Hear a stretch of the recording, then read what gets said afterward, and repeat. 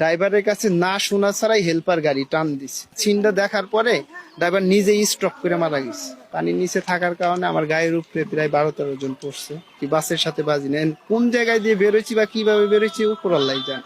গাড়িটা থামানোর পরে ড্রাইভার হচ্ছে চা পান খাইতে গেছে। চা পান খাইতে গেলে পারে এখন হচ্ছে আপনার মানে আচ্ছা আমাদের হচ্ছে যাত্রী যারা ছিল আর কি, তারা হচ্ছে 2-3 জন হচ্ছে 4-5 জন হবে এরকম, তারা নামে হয়তো চা পান খাচ্ছে আর সবাই গাড়ির মধ্যে আর কি, ছোট বড় সবাই।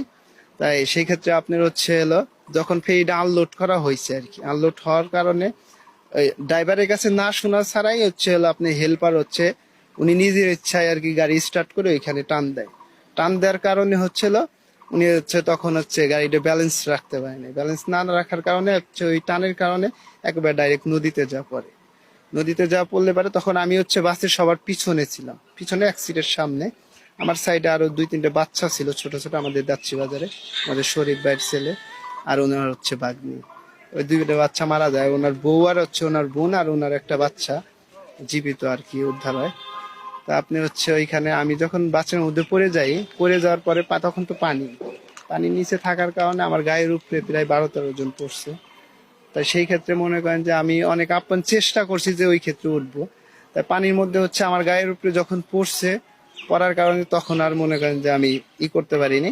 আমি যখন জানালা ধরছি মানে বাসের যে আর কি জানালা ধরার পরে হচ্ছে আপনার আরো আমার হচ্ছে 2 জন আছে, একজন পিঠের উপরে চড়ে খাড়াইছে, একজন ঘাড়ের উপরে।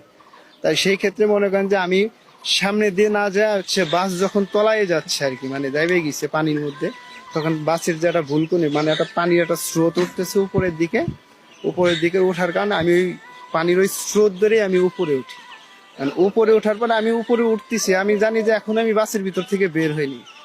তারপর হচ্ছে আমি ওই স্রোতের কারণে আস্তে আস্তে উপরে উঠতে উঠতে ইনশাল্লাহ আমি উপরে উঠে যাই আর কি, বাসের সাথে বাজি নেন কোন জায়গায় দিয়ে বেরোচ্ছি বা কিভাবে বেরোচ্ছি উপর আল্লাহ জানে।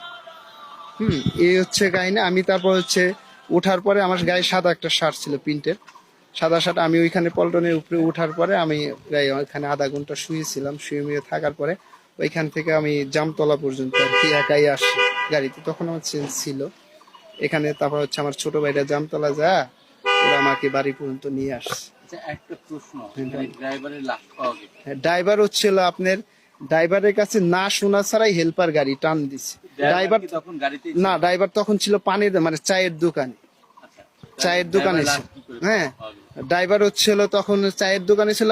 আমি যতটুকু শুনছি বা আমি ওইখানে দেখে আসছি, উনি ওইখানে চায়ের দোকানে স্টপ করে মারা গেছে ড্রাইভার।